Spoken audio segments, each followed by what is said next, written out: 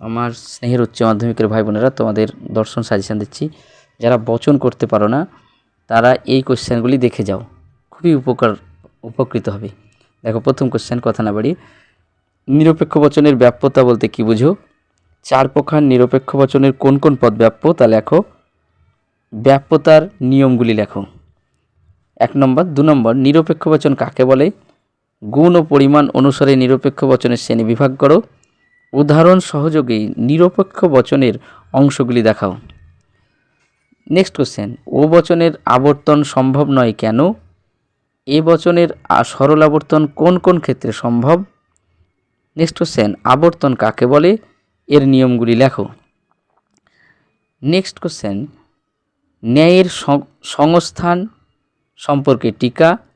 টিকা চতুষ্পদী দোষ, অবৈধ সাধ্য দোষ, অব্যাপ্য হেতু দোষ, এই 4টি এবং নঙার্থক যুক্তিবাক্যজনিত দোষের টিকা। নেক্সট কোশ্চেন, যে যুক্তির আকার বলতে কি বোঝো? সত্যতা এবং বৈধতার মধ্যে সম্বন্ধ কি? নেক্সট কোশ্চেন দেখো, মিশ্র প্রাকল্পিক ন্যায়ের অস্বীকারজনিত দোষের একটি উদাহরণ। নেক্সট কোশ্চেন, ডিএস আকারের প্রতীকী উদাহরণ দাও। নেক্সট কোশ্চেন, অনুগ স্বীকারজনিত দোষের দৃষ্টান্ত দাও।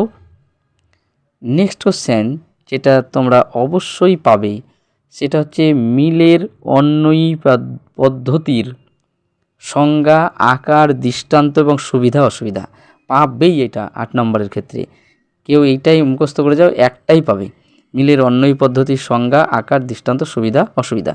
নেক্সট কোশ্চেন, অন্বয়ী ব্যতিরেকী পদ্ধতি, এটি উদাহরণ তুলে দিবে হয়তো, উদাহরণ সহযোগে, তখন এটি উদাহরণ তুলে দিলেও তোমরা অন্বয়ী ব্যতিরেকী নোটটা তৈরি করে যাও। যে উদাহরণটা দিবে সেই উদাহরণটা ওই বাস্তব উদাহরণের জায়গায় বসাবে। তাই মিলের অন্বয়ী পদ্ধতি এবং অন্বয়ী ব্যতিরেকী পদ্ধতি দেখে যাও, অবশ্যই পাবে। এবার আসবে টিকা, সেই টিকাগুলি লিখবে তোমাদের। তার মধ্যে হচ্ছে অবৈধ সামান্যীকরণ দোষ, নেক্সট মন্দ উপমাজনিত দোষ এবং অপ্রাসঙ্গিক কারণ বলে মনে করার দোষ। কেউ যদি এক্সট্রা করতে চাও দোষের মধ্যে, তাহলে অপর্যবেক্ষণমূলক দোষটি করে যাবে। নেক্সট যেটা করবে সেটা হচ্ছে তোমার আরোহমূলক লাভ কাকে বলে এবং শক্তির নিত্যতা সূত্র কি? নেক্সট কোশ্চেন, পর্যাপ্ত সূত্রের একটি উদাহরণ দাও। ক এবং ক্ষয়ের আবশ্যিক শর্ত, এই কথার অর্থ কী? আর দেখো, অনুগ স্বীকারজনিত দোষের দৃষ্টান্ত। আর তোমার হচ্ছে মন্দ উপমাগুলোতে দিয়েছি। আচ্ছা, এইগুলো আর এক্সট্রা আর যদি আর একটা কেউ করো, তাহলে তোমরা ওই বিবর্তন কাকে বলে, বিবর্তনের নিয়মগুলি লেখো। এই ছিল তোমাদের দর্শনের কোশ্চেন।